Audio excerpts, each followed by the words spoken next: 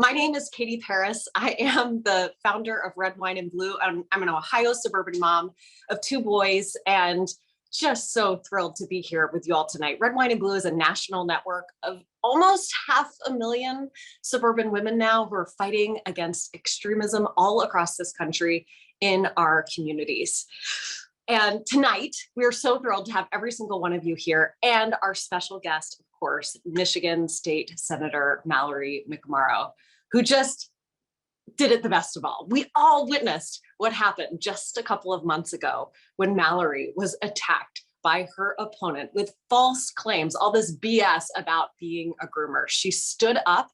She stood up for her values. She stood up with grit, with compassion, and with decency, and America and all of us rallied around her. I am a straight, white, Christian, married, suburban mom who knows that the very notion that learning about slavery or redlining or systemic racism somehow means that children are being taught to feel bad or hate themselves because they are white is absolute nonsense. And you know what happened as a result? She raised like over $1 million for her cause. And meanwhile, her opponent, who went after her, and it was in a fundraising email, of course, raised about $300. So this is what can happen. Mallory reminds us, Mallory trailblazes and shows us the way of how to stand up for our values, and to just watch the backlash happen, okay? We are triggering a backlash all across this country against extremism. Mallory is gonna lead us, and we're here to do this together tonight. So mainstream women and men stood up together to support Mallory, and all politicians like Mallory who inspire us and represent our values. What happened in Kansas, you guys, can I get some excitement for Kansas? What happened in Kansas last week represents, it proves this point. The voters overwhelmingly have said enough is enough for extremism. They shot down a Republican attempt to mandate our pregnancies, to rob Kansans of their reproductive freedom. So Kansans showed up in huge numbers. Suburban women in Kansas showed up in huge numbers, far more than anyone ever thought they would. And this showed us what can happen when we all gather together, particularly women, around a common goal. And in November, we had the opportunity to do that again and again and again. Just a few of examples in some of the places that Red Wine and Blue is working. Not only do we have the opportunity to do this all over the country, like we saw in Kansas, in terms of electing pro-choice US senators and governors, but we can do this by owning our power all the way down the ballot. In Michigan, over 700,000 voters signed ballot petitions to put a constitutional amendment to protect reproductive freedom for all on the ballot. Many of you were a part of that effort. You contacted your friends and family. You said, you've got to sign this petition. And those of you in Michigan, you got out and got all your friends to do it too. So now in November, we can help make sure to pass that constitutional amendment. We can send such a loud message in Michigan.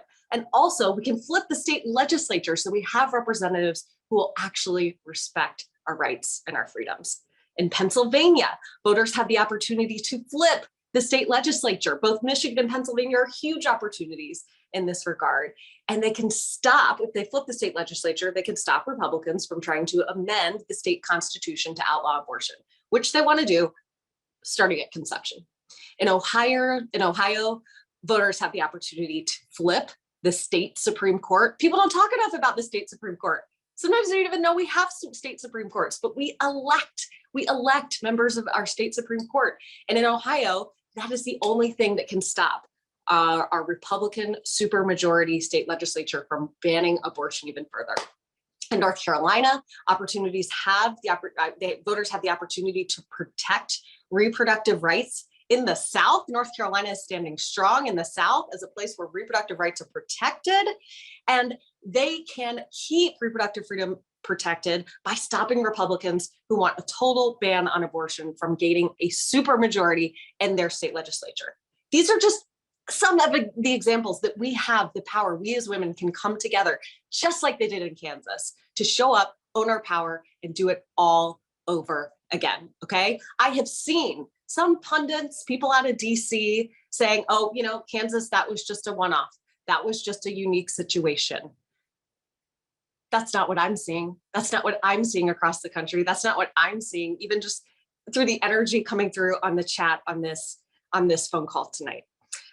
So no matter where you live, you have a role to play. If you live in one of the states that I mentioned tonight, you have a role to play, but no matter where you are, you have a role to play with us tonight. So I hope you will learn and be with us from now through November, because it is going to take every single one of us. Here's the thing, guys. Republicans are counting on us to be tired. And raise your hand if you felt a little tired lately. Yes, exhaustion is real. We are making it work for our families. We are making it work in our communities. But we have to show them how wrong they are, that they can just wear us out, that our exhaustion can beat us at the end of the day. That's what they're counting on. We have to show them we're playing the long game. And what we're most tired of is politicians taking away our rights. So we're going to stand up to any politician who wants to take away our rights, who wants to take away our democracy. And we have a choice right now. We can be the quiet little ladies that Republicans assume we're going to be, or we can own our power and we can bring our friends right along with us. So up here on my screen, this is the first invitation that you're getting tonight. It is to join us at Red, Wine, and Blue and being a part of the great Troublemaker turnout. Did you know that the most effective thing that you can do between now and the election to help save democracy, save public education and our freedoms is to mobilize the people that you know? That's why at Red, Wine, and Blue, we are doubling down and increasing the size of our relational organizing program. That's people talking to the people that they know. We call it our Great Troublemaker Turnout. We provide everything you need to get your friends and neighbors to the poll. 8,000 of you have signed up to be a part of this so far, but we need 20,000. This is completely doable. Every single one of us can do it. I don't care how exhausted you are. I know that you all are here to support each other and to help save democracy together. So like Mallory says, let's all get in the minivan and let's do this thing.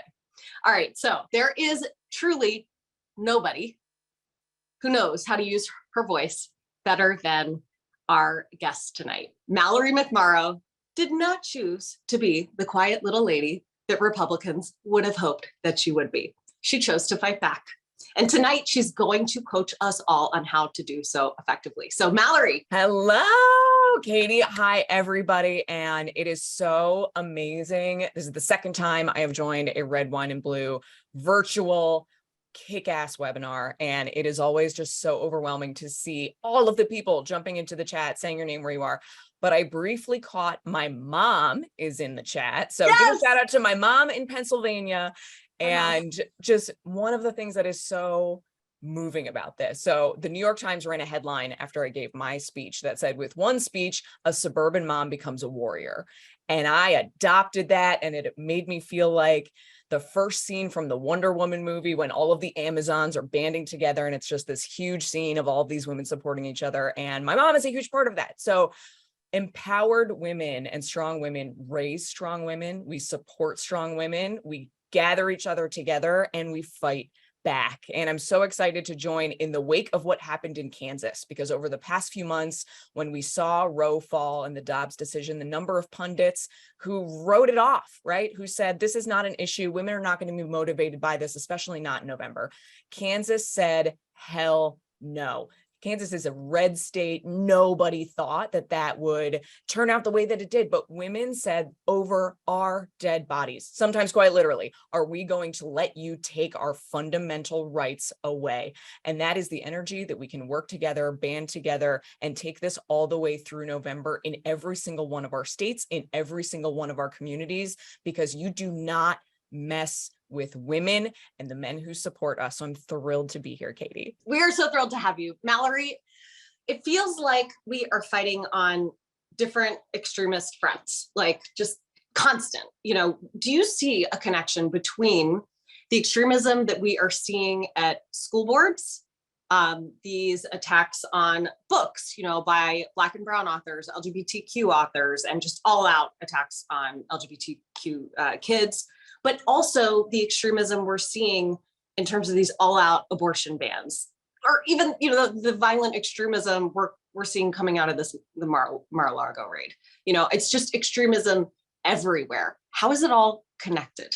It's all connected. And there was a great piece in the New York Times a few weeks ago that talked about the fall of Roe. And the reality is it didn't fall because of the Supreme Court. It fell because of 50 years of organizing efforts in states all around the country to flip state legislatures from the bottom up to pass these archaic, barbaric laws that were designed to be challenged up to the Supreme Court. That is the strategy on all of these issues, from voting rights to what we can read, to who you can love, to how you can marry, to what you can do with your own body. It's all connected, and it is designed to wear us down. So part of the reason that I stood up is, even if you are not the one currently under attack, we're all under attack. And especially for those of us who are relatively comfortable women in the suburbs, right? Just because you're okay doesn't mean this is okay. An attack on one of us is an attack on all of us. And we have to see that all of these things are connected and fight back the way that they've been doing on the other side, which is from the bottom up and everywhere with our neighbors. In the midst of this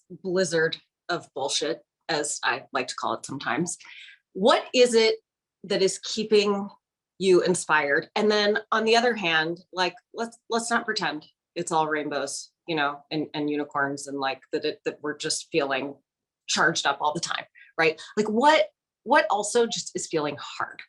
You want to lay it on us? Yeah, look, you need to be honest about all this. It is hard. I was so worn out, especially over the past few years. Let's be real. We all have gone through a pandemic together. We have gone through a complete upending, especially for women, of trying to balance school and work in a system that doesn't work for us. And we're coming out on what is supposed to be the other side, and it doesn't feel like it's ending. Not only does it not feel like it's ending, it feels like it's getting worse. So it is important to take a break. Sometimes I want to take a break, but I have to tell you, I was really nervous when I gave this speech a few months ago and we started to see it taking off. And I really expected to get hate mail and really ugly feedback.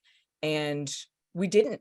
Overwhelmingly, it has been from Republicans, Democrats, men, women, people all over the country. People have written me their life story in letters to talk about how much it means to them that somebody, number one, was as angry as they are and felt the need to express it, and that we're standing up for each other. So that keeps me going. The fact that it's, 7:45 Eastern here at night, and there are more than 700 people on this call, that keeps me going. We're finding each other. It is when I had a mom approach me in the street in my district and hugged me and thanked me for the speech because she said, "You reminded me how to fight again." And it got me off the couch because I'm tired, I'm ready to take a nap, but we have to earn those naps, and we can do it on the other side of November.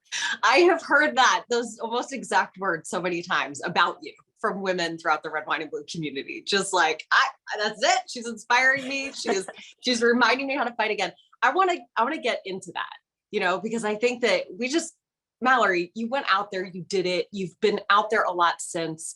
And I find myself constantly being like, wait, rewind. What'd you say again? That was good. I want to use that. Okay. So let's talk about what's going on right now. These, there are so many fronts, but I want to dig in a little bit because of how effective you were on turning back these attacks about, these false claims about, Democrats being groomers, or anybody who stands up for LGBTQ kids. We have seen recently the exact same operatives who were behind all the critical race theory, fear mongering, which still is out there, but their latest front that they announced loud and proud is that they are going to do this with gender ideology, I think is one of their phrases that they use around this. Yeah. Why are we seeing them do this? Why are they amping up these particular attacks right now? And then after we do the why, I want to break it down, like the anatomy of the Mallory McMorrow response that will leave them crushed and wishing they never opened their mouths. Yeah. So here's the thing. We don't have to guess at why they're doing this. They're telling us. There's a guy named Christopher Rufo. He is the architect of all of these fear-mongering attacks. He really started the fear-mongering around critical race theory. And what he admitted at the time, months ago, was that, yes, he learned about critical race theory. He understands that it's a graduate level theory, but he intentionally wanted to make people feel that anything related to the Black Lives Matter movement, the 1619 Project, diversity, equity, and inclusion, it was all connected and it was all something to be afraid of.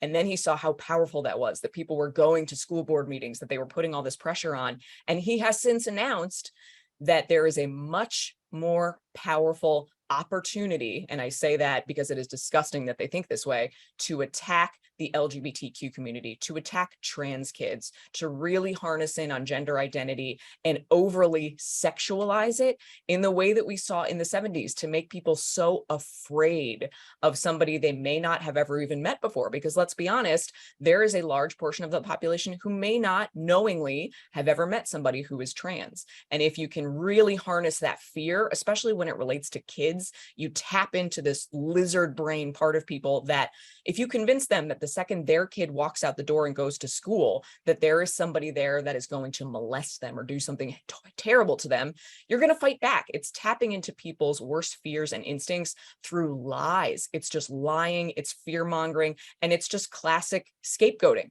It's trying to get you to ignore the fact that they don't have any solutions for you. There's nothing to bring healthcare costs down, nothing to fix the roads, nothing to make your life any better. It's just designed to make you hate. And it's especially vile when it's for kids, to hate a trans kid who is just trying to get through the world. And it's going to do nothing to solve your problems, but it's going to make that kid's life miserable. And we have to put an end to it. How do we put an end to it? You know, I think that it is true that a lot of people don't necessarily have direct experience. Maybe they don't know any trans children in their lives. And so they hear these things in their social media feeds or otherwise, and they think of themselves as compassionate, loving people, but all of a sudden they have concerns. A lot of women who are tuning in tonight live in communities where they know a lot of women like that. You live in an area where there are folks like that. So what's your advice just for when that comes up, being in those conversations, to have any chance of puncturing through a little bit? Because I think that sometimes the inclination is just to scream lies, but probably know that's not going to go very far. Yeah. And listen, there is a time and a place for that. I am certainly one who does that for now, just to say, you are just lying. But beyond that, one of the things that I did in my speech, and I try to do regularly, is really talk about my own identity. Because the reality is the attacks weren't against me, even though I had a colleague try to fundraise off of me, but really telling very proudly, I am a straight, white, married, Christian, suburban mom, and this is not okay. And you cannot do this to somebody else's kids. Because let's take a look at Virginia. In Virginia, Glenn Youngkin got elected as the governor of the state of Virginia, really by tapping into the very real, valid frustrations of suburban women, because for the past few years, we've had to balance school and COVID and all of the things that we've all gone through, and then harnessing that frustration and steering it into a really dark place, convincing women that all of your problems are because of somebody else. And that strategy only works if we stand back and say, okay, they're not attacking me. I'm okay. I don't want to rock the boat. And they're banking on that. They are banking on us to sit back and stay silent. But we have to remember, we are the majority voting bloc in this country. We are more than 50% of the population, and they are terrified of us participating. They're terrified of us finding each other and using our voices and using our votes. So we have to find each other and stand up, even when it's not us or our kids or our neighbors under attack, because somebody is. And I just think about the community and the type of life that I want to raise my daughter in. I want her to feel like she is seen and heard and accepted for whoever she becomes. And that's only going to happen if we do the work right now to make sure that's the future she grows up into. So much same. I feel the exact same way as the mom of my two boys. Okay, Mallory, this is a perfect transition, and nobody go anywhere. We're gonna have much more of Mallory with us tonight. This is the perfect transition. I am next going to introduce my friend and the smartest messaging person I know in the political world, Jess McIntosh. She has been a radio host, a CNN contributor, and she has spent lots of time advising senators and presidential candidates on their messaging, but she has chosen in this year, 2022, the most important thing she can do with her talents is to help coach, support, train suburban moms just like us to be effective messengers in our own communities. So I want to bring up Jess to share with us some of the ways that we can be really effective in our communities. Jess, welcome. Thank you so much. I have already teared up, I don't know, 2 or 3 times, and I think it started just reading the chat. This is all of the energy that we need for the next, 96 days now, 95 days? I've lost count. The point is, I am thrilled to be here. I'm thrilled to be talking to you all. Katie is absolutely right. This is the most important place to be this year. This is the most important thing that you could be doing. It is the most important thing that I could be doing. I've worked in campaigns for about 15 years now at literally every level, from local races to Hillary Clinton's presidential race in 2016. And unfortunately, that has given me a little bit of insight into how disinformation works. And since so much of what you all are dealing with in your own lives is the kind of disinformation that is usually reserved for political operatives who frankly work internationally, I'm going to bring some of my expertise to this group tonight so that you all can fight back as effectively as I know you all want to. So this is fighting back, owning the majority. And the first thing I'm going to do is remind you all that you are the majority. And I love what Mallory said. I mean, I love everything Mallory says, but I love what Mallory said about expecting all of the hate mail and then not getting it. Because I'm going to tell you a few numbers that might surprise you and will absolutely account for that discrepancy. So let's run the first slide. I wanted to run you through some numbers because we are constantly told that these issues are controversial. I would like to remind folks that they are not. All of these stats are pulled from polls nationally done by major media outlets or research universities. They are all in the last few months, and I didn't choose the best ones. So there are even higher numbers that I could have chosen to put in here, but I tried to go with the average. So let's talk about abortion really quickly. We all know the 7 in 10, 8 in 10, 6 in 10. You don't get those numbers without clear majorities of all of the parties. You don't get to 66% with just Democrats. I'm a Democratic operative. I wish you did, but you certainly don't. So 66 in one of the most conservative phrasing of the questions that I have read, 66% of the country supports legal abortion. If you ask it the other way, only 10% supports a total ban. So this is an issue that is constantly presented to us as one of the most controversial. It's one of the third rail issues. Only 10% of the population agrees with what Republicans are trying to do nationally right now. And if you go broader than that, because we all know abortion is the tip of the iceberg, 90% support fully legal birth control in all cases. 90. Those are the kinds of numbers that you see for questions like, do you support clean water? These are not the numbers that we see for controversial questions. And 73% say that abortion will be a top issue in 2022. So people are with you and they are motivated. 66% of voters think that gun laws should be more strict. Gun laws are one of those issues that the media is constantly telling us, super controversial, super difficult for Democrats. It's not. 80% favor common sense background checks. 60%, more than 60%, favor an assault weapons ban. So the kinds of measures that we're talking about this year that are going to keep your kids safer in schools, safer in community events, that allow us to have those 4th of July parties that everybody loves to have, but they keep getting canceled because people are worried about gathering. The kinds of common sense measures that we are talking about this year, almost everybody who is in any room with you at any given point, they're going to agree on them, even when we're talking about guns. Let's get into the LGBTQ issues. Marriage equality support is at an all-time high. Every time they ask this question, this number comes back higher. I remember when marriage equality was first passed, and we were very excited when we finally tipped that 50% mark. We tipped that 70% mark. 71% of the country favors marriage equality. 65%, and this stat comes straight from the Wall Street Journal, which, if you don't know, is not, let's say, a liberal bastion of media. 65% of the country say that transgender people should be treated with dignity and accepted by society.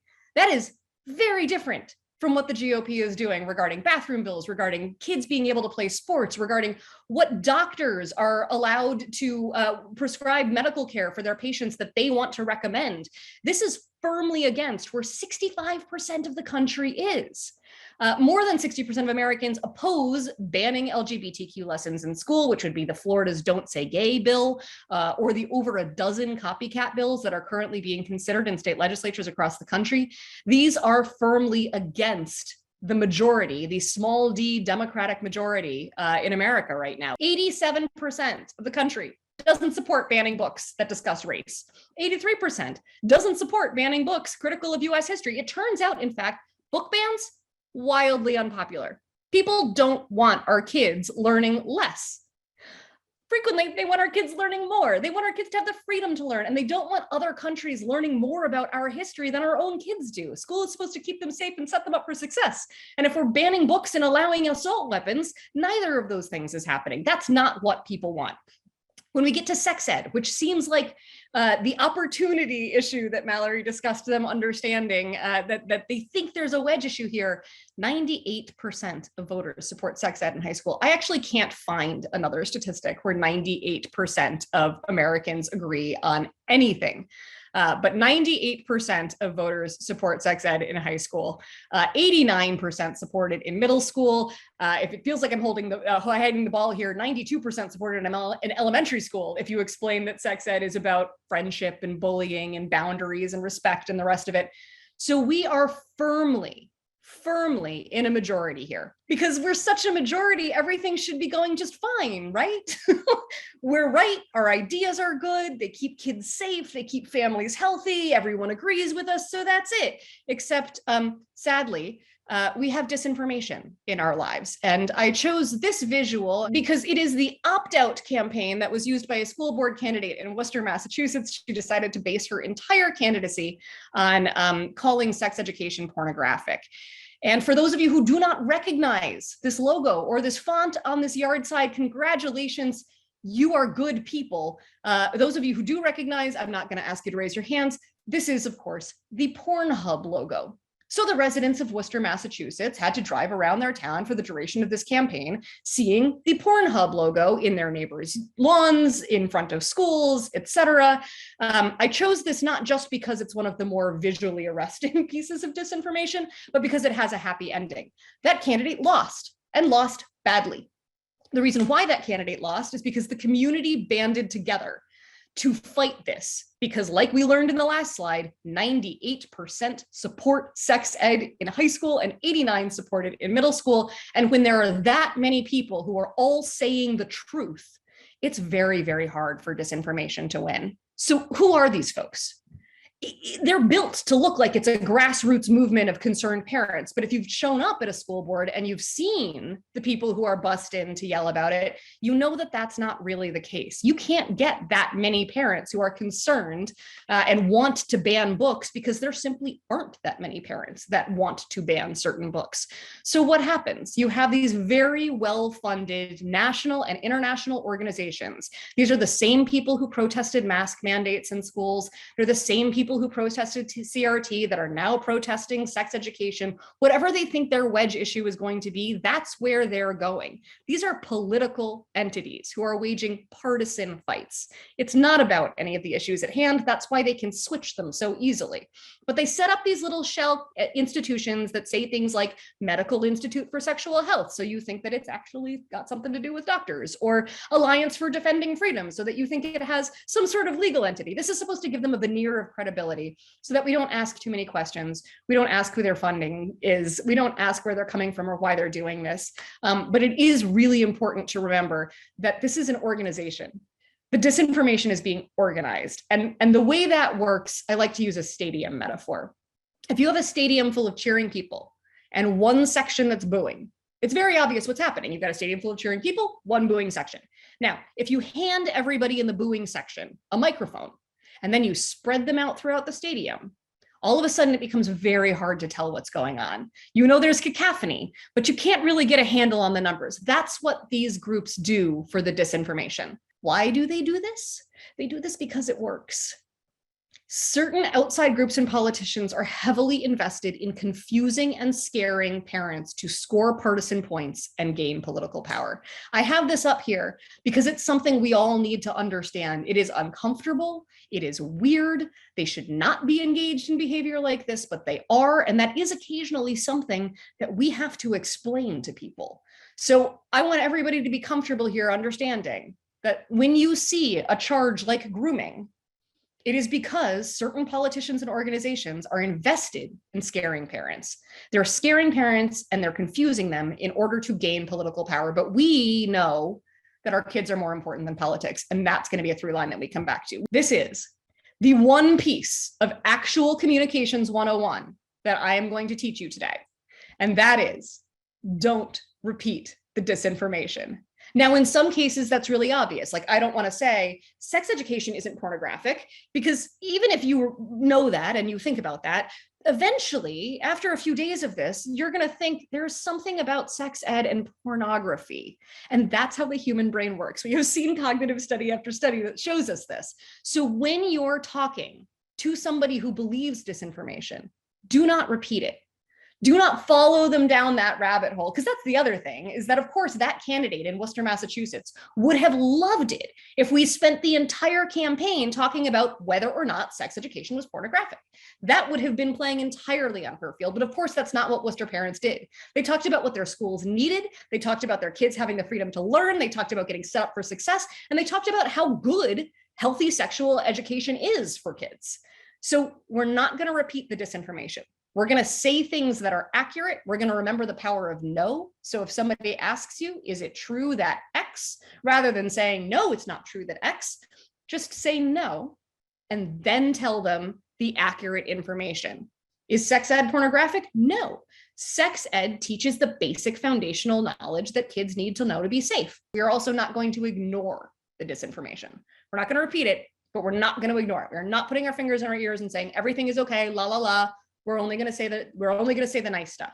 This is where that first line that I told you is going to come back to be helpful. Letting people know that there are some politicians who are invested in scaring them to score political points. That is important, because disinformation works.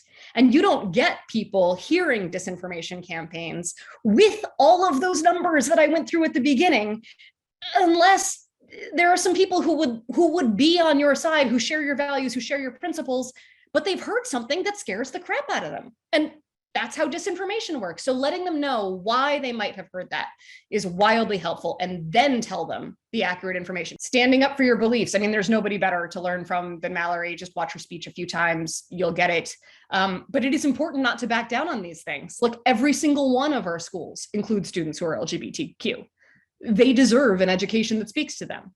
And in fact, respecting those kids, and this is the American Pediatric Society telling me this, not me, an environment that teaches that all children deserve respect is a safer environment for all children, regardless of how they identify. So your straight kid is less likely to be bullied or harassed in an environment that teaches that gay and trans students deserve respect and dignity. Same goes for gun violence, same goes for abortion. Don't back down. Explain why you believe that your kids are more important than politics, because the person that you're talking to probably shares that belief. And there are three kinds of conversations that you might be having. The first, this is the one that takes up like 99% of everybody's real estate, mental real estate, when they think about talking. Absolutely not. The opposition is small. Yes, they've all got microphones. Yes, they're spread around the stadium, but there aren't that many of them. So when you think about talking about guns or abortion or one of those really scary topics that we've all learned are so controversial, when you think about having those conversations, you're probably picturing fighting a QAnoner. And the truth is, you're probably going to be talking to somebody who agrees with you and might not even know that the fight is happening. If you actually do run into somebody who is part of the opposition, don't engage. Don't waste your time. The most valuable real estate is in your head. Don't waste your time and energy on them. The only time that I want you to actually have that conversation is if you're in a crowded room. And basically, that's when you get to fight in front of the kids. So think about that Thanksgiving when your younger brother shows up and you know he just knows how to needle you. He knows how to get your goat, but you are not going to snap at him because you have kids at the table. That's how we're going to handle this. If there are people watching, we are going to state the facts that we care about. We're going to state why we personally care about it. And we're going to remain respectful. And then we're going to walk away because we don't need to spend that much time. We don't need to get those numbers any higher than they actually are. We just need everybody who agrees with us to know what kind of a fight we're in. This is the people who matter the most. These are the people who are scared by disinfo. They're your neighbors. They might agree with you, but they've heard something shocking and they are not okay with it. So the best way to get them is to find common ground. Assume that they are coming with absolutely valid fears and concerns about their kids. They care about their kids' safety. Well, so do you. So there's your common ground. So when somebody comes up and says, I don't like what the school is teaching, I don't like X, Y, and Z, you can say, I am very worried about my kids too. In fact, that's why I support whatever issue it is you're talking about. Agree with them on the concern. If they have a gun issue, they're probably concerned about crime and violence. Well, so are you. That's one of the reasons why you support the gun reform legislation that you do. So figuring out how to find that common ground and then say that that shared value has led you to your beliefs, that's the most important piece that you can have. This is talking to the allied. You say, can you believe they're coming for Toni Morrison in school? And somebody says, I know, it's crazy. This is the person you want to recruit. This is it. You're going to make it urgent. You're going to explain why local issues matter. Like what Katie said about the state Supreme Court. You're going to make sure that that allied person who agrees with you on everything actually knows what's at stake for your community, how to vote all the way down the ballot. And if they're really excited, you're going to recruit them to make sure that they can get more of their friends on board too. Stay focused. This is not about Washington. It is not about partisanship. It is about your town and it is about your kids. So when the opposition gets really riled up, they're going to turn to Trump. They're going to turn to DC. They're going to talk about Biden. And you're going to keep the conversation wildly focused on your suburb, on your family, on your schools, on why it matters to you. So thank you all so much for joining tonight, for being willing to do this.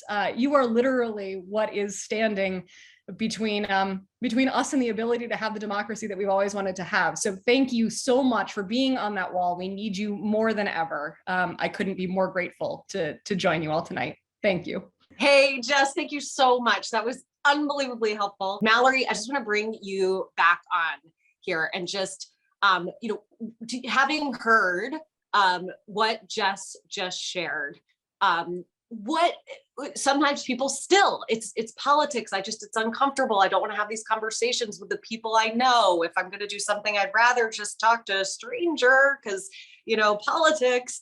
How do you overcome the discomfort of speaking out? And how do you encourage us to do the same, having heard everything Jess has shared? Yeah, it's a great question. And I think a lot of people think of speaking out and they think of you've got to go to that school board meeting and you've got to give a big speech and you got to hit back. But really, the most influential conversation is the one you're going to have with your friend or your neighbor. And it's going to come up naturally because people really shut down. If you're invited to somebody's house, don't come in with 30 political things that you want to talk about and lecture people. I think that's something that those of us who are Democrats and lean on the side of the aisle, we love lecturing people and we need to stop. But if you're talking to another mom about gun violence, we had the Oxford High School shooting here in Michigan. So when Uvalde happened, a lot of people were obviously talking about going through this again. It's going to come up in conversation. That's a great entry point to talk about why you support gun safety legislation. So I would say it is a tendency to jump into every conversation and want to fight. But when you're thinking about when people are going to be receptive, sit back and wait for the conversation. People are going to trust you if it is a conversation with you as a friend, not you as somebody who is lecturing at them. And I will say, never get in a fight on Facebook. I love what Jess brought up about the stadium analogy, because I think about this on social media all the time. There are people who are instigators. They just want to get out and they want to troll and they want to fight on Facebook. And you don't need to convince that person. You need to get to your neighbor before they do, because that is the goal. So just ignore them, ignore the trolls, talk to your neighbor.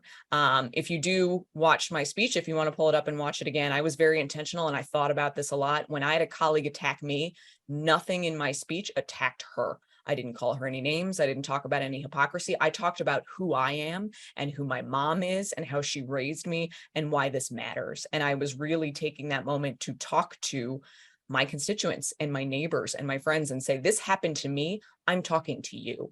And I think that's the attitude we can go in with it. And just, there are people out there, Jess pointed it out exactly, who are using these manipulative tools for their own power and political gain. And we can't let them get to us and we can't let them get to the people that we care about. Something important to remember too for us is that, yes, getting in those fights on Facebook, not constructive, but on every social media platform, you can get information from looking at how people are engaging with your posts every single day. So you post something that shares how you care about an issue, ignore the trolls, but pay attention to the people who are liking it and hearting it.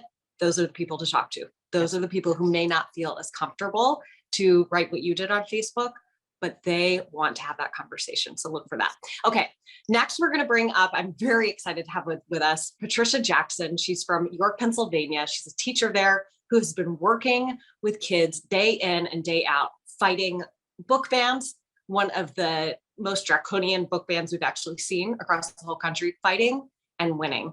Pat, come on and tell us about what it's been like for you, and so we can learn and fight back just like you have. There is a lot of power in this room, and boy, I really need it. I need to feel it.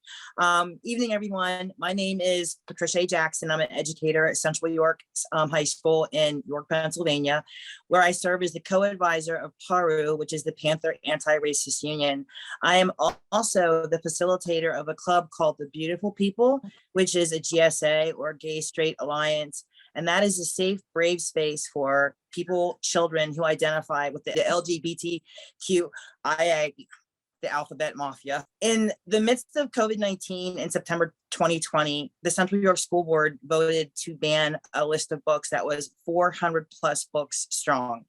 It is the reason why Pennsylvania is #2 in the nation for banned books. Our district got us there.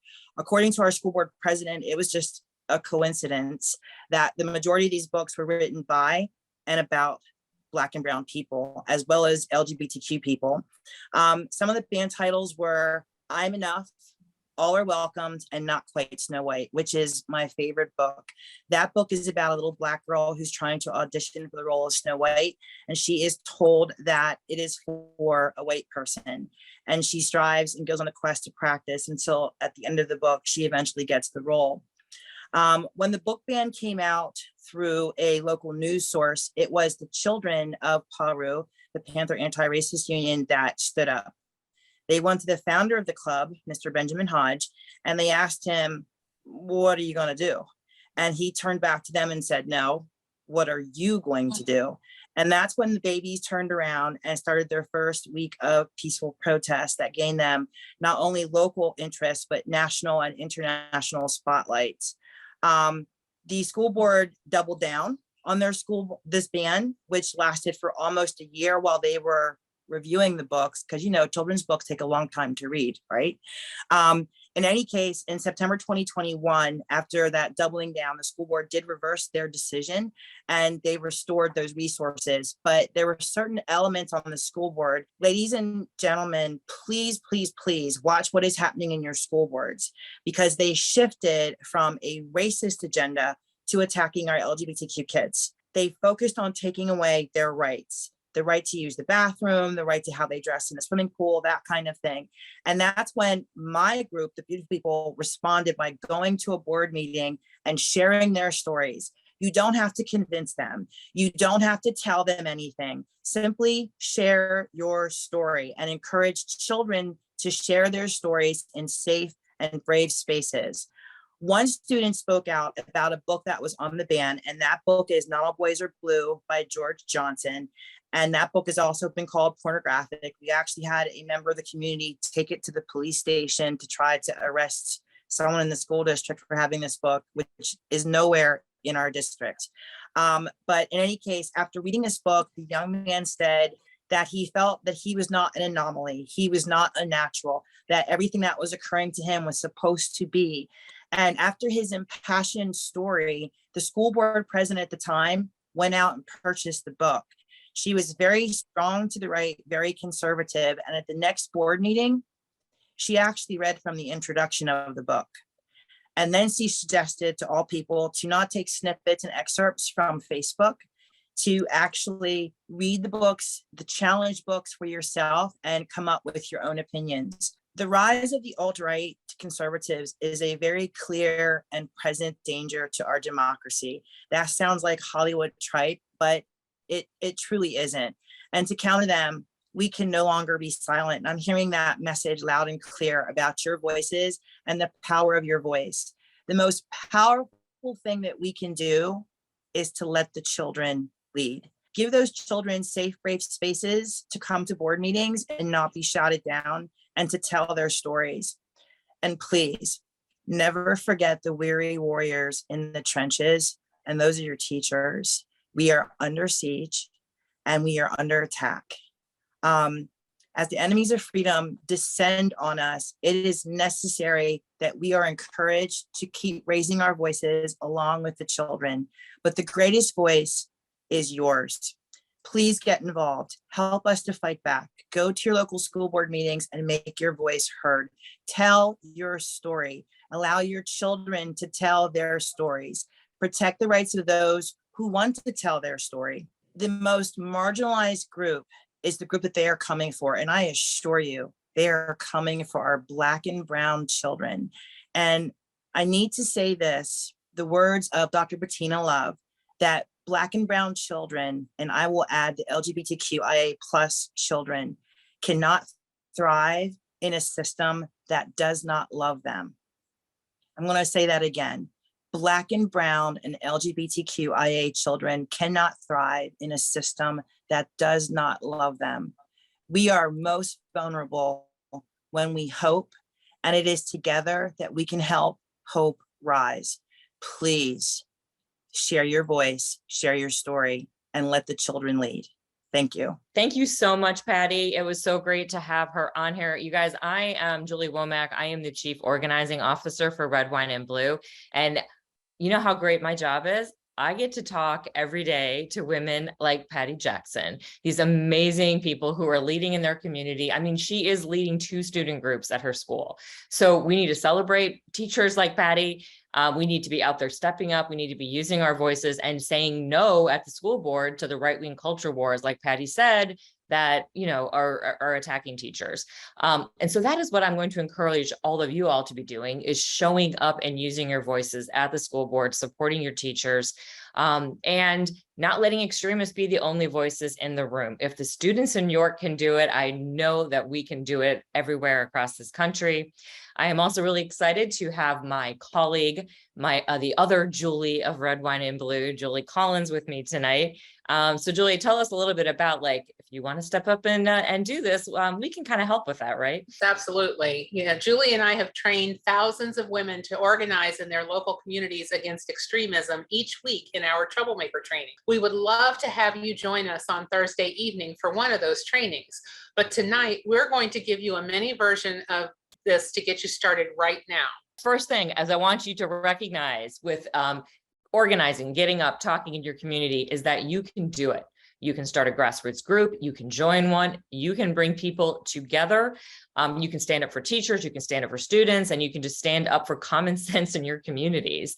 So you are absolutely qualified. A lot of people go, oh, I don't know enough about politics, or I don't know enough about policy. Nope. Doesn't matter. As long as you are passionate about this and you want to make a difference, you are absolutely qualified. So please trust yourself and go ahead. Just get started. You know, it doesn't matter whether you have 2 friends who feel like you or 20. Start with who you know. Every grassroots group we have met has grown very quickly. Even if you feel super alone where you live, start a Facebook group or use Slack, WhatsApp, Messenger. Just find a way to communicate that works for you and start inviting people, and then have them invite people. Right. So you've gotten started, you figure out a way to communicate, and then you just got to figure out, what are we going to focus on? So decide, are you going to address school board issues only? Are you going to deal with local elected officials? Is this a group that's going to be totally about, like, your school district or your city or your county? It's really important to kind of define the scope and the parameters and what you're going to target. You're more effective that way. Groups that get too big or take on too many issues can just lose focus and kind of fizzle out. So make those decisions. This is really important. Make it social. Groups stay active and grow because people form relationships. And this is truly the secret sauce. Meet up in person so you can get to know each other. Go out to celebrate after a school board meeting. This builds bonds. Even virtual meetings can have a social component. Meet a half an hour early for a virtual happy hour. Use icebreakers to get to know one another, and definitely celebrate when a member has success. And the very last thing you need to do to be successful at starting a grassroots group or getting a group of people together in your community is you have to delegate responsibilities. And I'm talking to all of you type A personalities out there. You may start the group, but you need to be able to delegate and let other people take on tasks. Because number one, people are more invested when they have a role. You're going to find that people are going to come on board and they are going to have all kinds of different skill sets. Tap into them. And don't be afraid to ask people to get involved. Who doesn't want to hear, hey, I think you'd be really great at this? I mean, who wouldn't want to hear that? And when they do take on a role, they are more likely, like I said, to be invested, stay involved, and bring other people in as well. So get organized and make your voices heard in your community. But right now, the most important things that we all need to be doing is getting the right people into office. And the most powerful thing that you can do is to have everyone you know talking to their friends and family about candidates and voting. This is called relational organizing, and it is the most effective way to get the voters out that we need to win elections. Julie is absolutely correct. And if you don't believe me, I am now going to introduce you to someone who knows just a little bit about this topic. Greta Carnes ran the Relational organizing program for this little known candidate. I think his name is Pete Buttigieg in Iowa. I think you may have had a little bit of success in Iowa with Pete. So I want you to tell us just about why is relational organizing so effective? Hello, everyone. It's so nice to be here. I'll be quick, but essentially relational organizing, just to level set, as Julie and Julie have said, is just the idea, the simple and proven concept that talking to your friends and your family, people in your life you already know, your coworkers, your neighbors, the people you see at the farmer's market, the people you talk to on Facebook, talking to people you know is so much more impactful than strangers talking to strangers. And so we know in an election like this, where we need to reach a ton of voters, we need to persuade them, we need to talk about the issues, we need to make sure they understand the stakes of the election. We have to start by talking to the people that we already interact with in our lives. That's where we have to start. So as Julie said, I was Mayor Pete's national organizing director. And when we started with this, little known candidate, we thought, how do we cut through the noise of 20,000 candidates?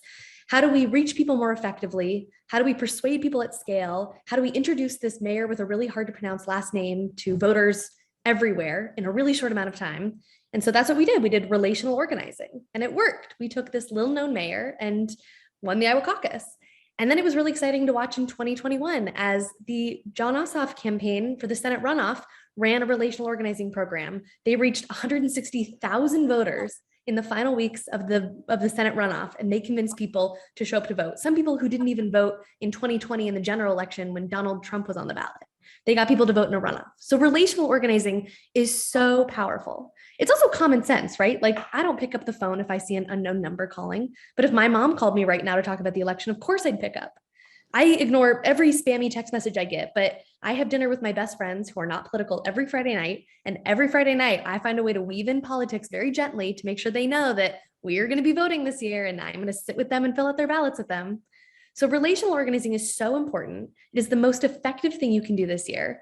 We know that a conversation between people who know each other is more than 2.5 times more effective than a conversation between strangers. It's also more efficient. If I asked you right now to talk to 10 people that you know in your life, it would take you 5 minutes, right? You could text them, you could call them real quick, you could post on your Facebook page. But if I asked you to call through the voter file, that would take a lot longer. So we know starting with the people that you already interact with is so critical, and you are going to be the best person to reach them. In an age when trust in institutions is really low, you are the best messenger for issues, for candidates, for what the stakes are in the election this year. It needs to come from somebody they trust, and they trust you. So it is our job this year to make sure that we are talking to everybody in our lives about the election this November. We need to make sure everybody shows up to vote. They know how to vote. They know when to vote. They are hopefully voting early or by mail, and not just the top of the ticket candidates, but all the way down the ballot. They're voting for issues. They're voting for, as Katie said, school board races, Supreme Court races. We need to make sure they're voting for every race. We also need you, and we've talked about this, to join the great Troublemaker turnout team. That is our biggest ask. Please join the program this cycle. And we need you to take all of your new skills back to your community. We need you to teach other people, train your friends on relational organizing, train your family members how to talk to their networks, and then get them to talk to everybody they know. That's how we scale. That's how we make this not just this group of people, but everybody that is in our networks talking to their networks. It's word of mouth, and it's really powerful. You are all going to be the change this cycle. You are going to be the difference between winning and losing a lot of local elections this year. And so we need you to join GTT and learn about relational, take it back with you, and tell everybody you know about the stakes this November. So Red, Wine, and Blue has organizers on the ground in Ohio, Pennsylvania, North Carolina, and Michigan. And we're building a team of women, we call them our troublemakers, who are talking to their friends and turning them out to vote. Think of it as becoming a voting fairy godmother. You identify some friends to adopt and turn them out to vote. Our goal is 20,000 women in these swing states being troublemakers and turning their friends out to vote. We are going to put up here the QR code that you can use to join. If you are in Ohio, Michigan, North Carolina, or Pennsylvania, sign up now to become part of this really dynamic team. I want you to think about the impact of what Julie just said. If 20,000 women talk to just 10 of their friends, that is 200,000 people that we've reached. Make it 20 friends, that is 400,000 voters that we have been able to have contact with. So we have a huge reach, and it is the most effective thing you can do to impact the November elections. And then if you don't live in one of our target states, we absolutely still need you. First off, you can be talking to the people in your states about the elections you're having, but also we need you to be a part of GTT because we need your help making this program a success. We are bringing on coaches, volunteer coaches, who are going to help the women who are talking to their networks in our battleground states. They are going to be checking in with them. They're going to answer questions. They're going to be, making sure they have the resources they need. This is a critical role. We need 500 troublemaker coaches. 500, that's a big number. So we need you to sign up for this, especially if you're not in one of our battleground states. We'll give you all the training you need, the support you need, but sign up for GTT and we will get you signed up to be a coach. It's a minimum 5 hours a week requirement, which is not much, especially given that it's already mid-August. We need you to be a coach. Everyone needs to be involved. Become a troublemaker or a troublemaker coach. It's time to show that suburban women will not put up with extremism. All right, you guys, we want you on this team. We are fun. We promise we are a really fun team to work with. And you invite your friends, invite as many friends as you can to get involved, whether it's a troublemaker or whether it's being a troublemaker coach. We want you on this team. We have talked tonight about how to take on some of these tough conversations and these attacks and to do so with confidence. We have talked about how to organize in your local community. We have talked about the very specific ways that you can get involved with Red, Wine, and Blue and do the most effective thing, which is using your voice, tapping your network. And whether you're in one of our states where we have local organizers or not, we have a role for you. Troublemakers, we're calling, we need you. Troublemaker coaches, we're calling, we need you. All right, so back to I'm going to call you the troublemaker coach of all coaches. You're like, maybe you're like the manager. I'm thinking like baseball analogy. Yeah. Back to the troublemaker manager now, the one and only Mallory McMorrow. So we're getting some people, I think Jess gave us a lot of sort of, okay, how best to respond or speak to some of these issues. I think a lot of people are looking for some help. I'm just like, how to even start that conversation. Like you're hanging out, you're having coffee with a friend, you are talking to another mom on the sidelines at a soccer game, or, the carpool pickup line, or we're about to do tons of back to school stuff. How do I just bring up and weave in something about what's going on with the November elections? What's your advice? So look, don't do it all at once. I think like anything, it is slow building at once because you also don't want your friends and your neighbors to shut down on you and to think, oh my God, she's so annoying. All she ever wants to do is talk about elections and candidates. But if you can tap into current events, to news, I mean, everybody is talking about Roe versus Wade. Everybody is talking about what is happening in their state, what's happening in the news. Start with, did you see this article about this? Or did you hear what happened? Or, did you watch the raid at Mar-a-Lago? There is plenty of things that are current events that you can tap into to see if somebody wants to have the conversation. Sometimes people won't. And I always advise people, don't force a conversation with somebody who doesn't want to have one, because that may be counteractive from what your goal is. And it's a hard thing to talk about, but what we saw, especially on reproductive rights, I got a text from a constituent who said that in Michigan, we had a ballot initiative circulating to get reproductive rights and abortion access into our state constitution via a ballot amendment. A constituent told me this petition was circulating in his Catholic church in one of the most conservative parts of my district. And this wasn't circulated by the people who are at all the rallies, who, are with us and, screaming with our pink t-shirts on. These are women talking to women who, especially women who remember what it was like before Roe, people who have had ectopic pregnancies, people who have challenging pregnancies and how hard it is to get pregnant and stay pregnant. These are all things that us as moms, we know fundamentally. These are quiet conversations. And then it was being that person to give somebody an opportunity to take action. So it is waiting for those moments drop something in, tease it out, see how it goes. But over time, people will start to rely on you. And I love being the friend, even if I wasn't in this job, I was the person that friends would text and say, hey, I'm heading to the polls. Who should I vote for? Yeah. And if you become that person who knows who are the good judge candidates, who is running for Supreme Court, then you'll just build that trust, even with if it's 5 people who send you that text and say, who should I vote for? Number one, just think about how powerful that is. You have reminded 5 people to vote consistently in every election, and you've helped those candidates who support your values get there. But it's one thing at a time. Don't force it, tease it out, but always anchor it in current events and what's happening in our communities, and recognize that at the end of the day, this is values and it's about our lives. So make it less about a policy issue.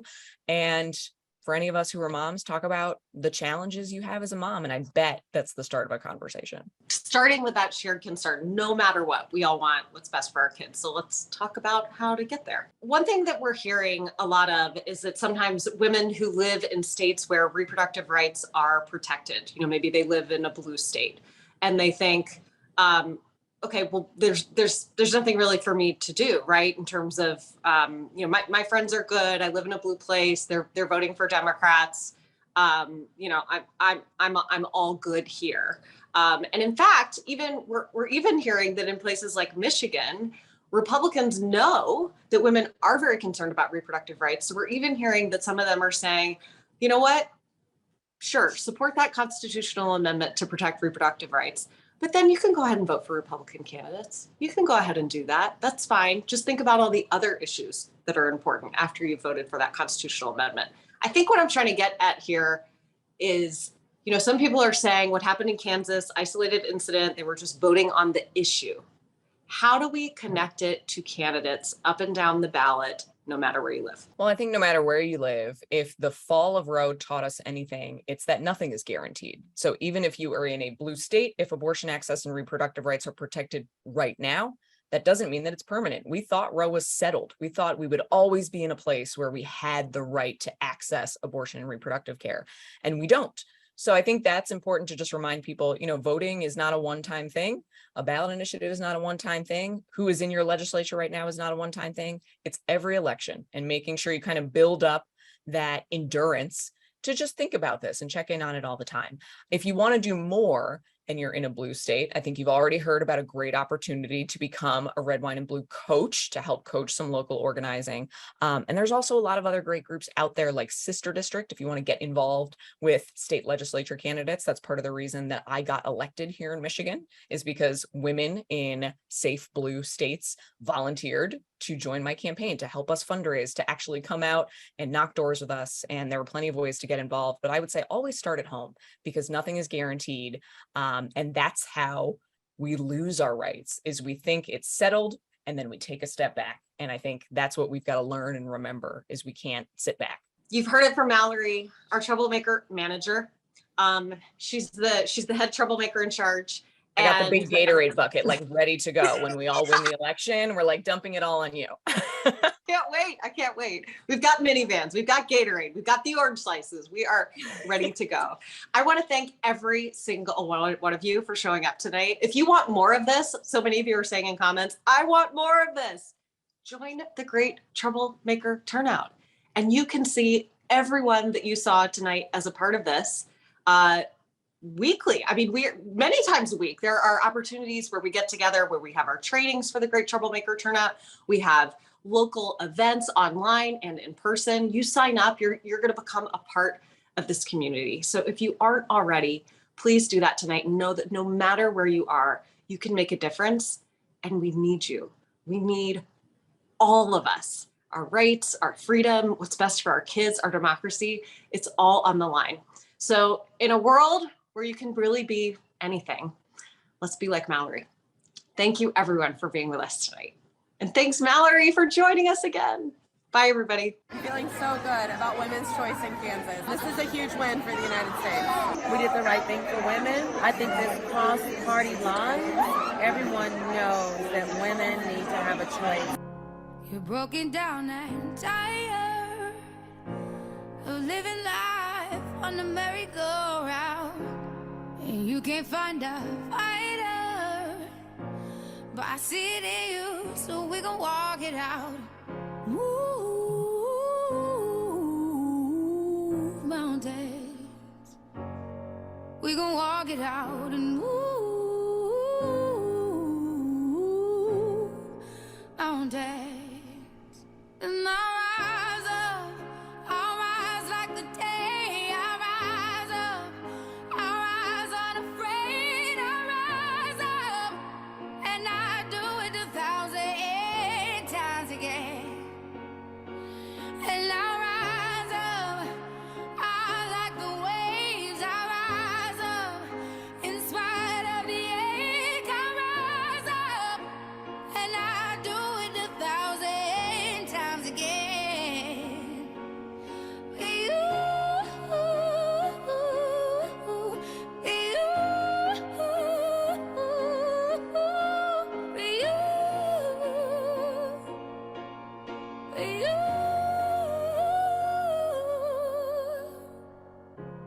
the silence isn't quiet, and it feels like it's getting hard to breathe. And I know you feel like dying, but I promise we'll take the world to its feet. Move mountains, bring it to its feet. Move mountains.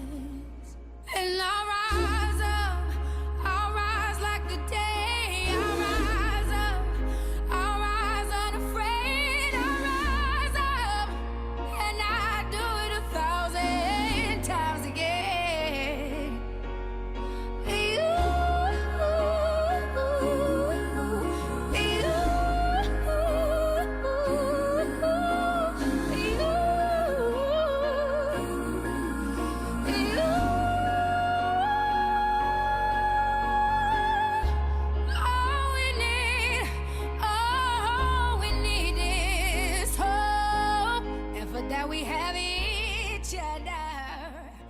And for people on the far right, just look at this picture right now. You see this? You see what you're seeing right here? This is who owns women. Women own women. We own our own bodies. And good luck trying to force us back into the 1950s or the 1850s. We ain't going. Not without one hell of a fight.